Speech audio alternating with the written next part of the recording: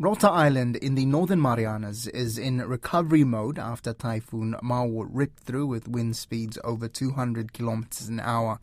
Rota, which was the worst hit in the Northern Marianas, had water restored at midday Friday and the hospital has power again. Rota's Mayor Aubrey Hocott speaks with Caleb Fotheringham. We are currently in the recovery mode after Super Typhoon Mawar has hit Rota. Rota and our neighboring island of Guam were the most affected, but yesterday, as of around 5 p.m., we had the cancellation of the typhoon watch from our governor, Arnold Palacios, and then last night we had the all-clear signal from the state that way we were out of the typhoon danger zone. How bad is the damage? So we are just very happy and blessed to report that there are no significant injuries or deaths to our residents here. Many of our trees have fallen, so much debris have just traveled around from the south to the northern parts of the island. We had some residents already indicating and reporting that they have damages to their home. Most of our government facilities, due to the mitigation with typhoon shutters, there's no major damage to those facilities. Our public facilities is just, again, debris around the area.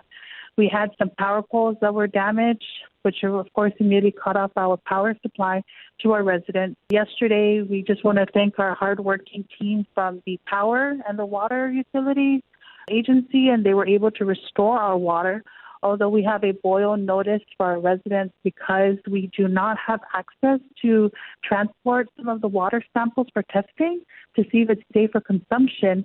The power, I'm just happy to report, or maybe about 30 minutes ago, we are able to supply power to the hospital, which was, of course, our first priority. And then our team, our power division team, will work their way to try to restore to the remaining villages on the island. Do you have any numbers in terms of how many homes could be destroyed or how many government buildings have been damaged? So government buildings, there's really no significant damage, just flooding around the facilities.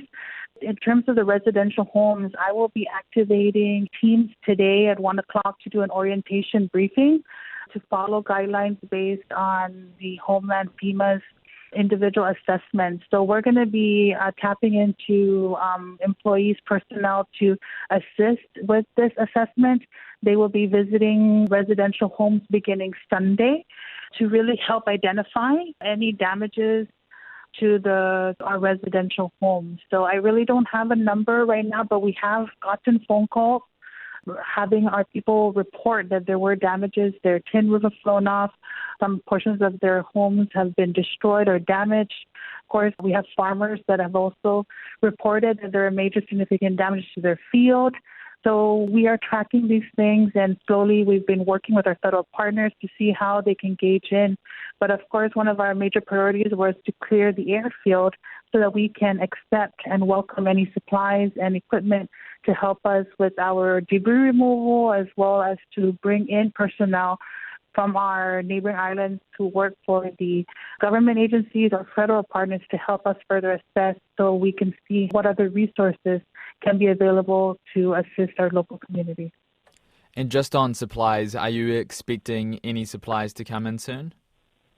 Yes, immediately. FEMA has already shared we have intention to bring over generators to help support our hospital and the command center and the shelters.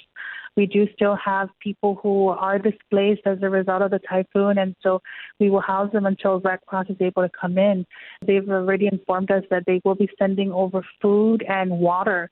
Water is the biggest issue because there's a boil notice advisory, so it's really the consumption of water that our people are mostly concerned about. Some of our local stores do not have generators, so they're not able to open. We do have a few, but it will not be enough to supply the island.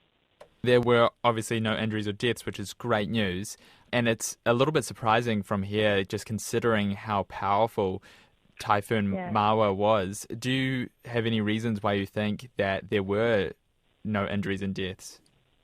The first thing we can do is say that We've just been very, very fortunate to not undergo any of that.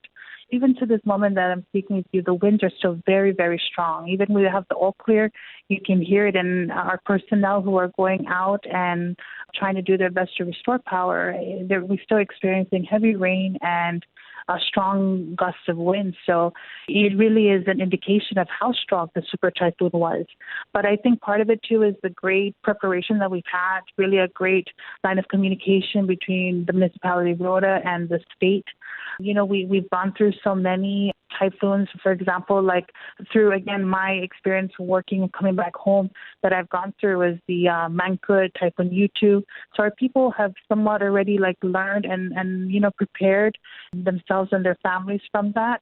After the typhoons, I'm sure many of them have taken proper measures and steps to mitigate for future typhoons. And many of the homes here on Rota are built of concrete blocks. And so they've also probably taken additional safety measures in terms of typhoon shutters, securing or building their properties in higher elevation levels. So I guess different factors play a role, but all we can do is prepare as best we can and just hope for the best.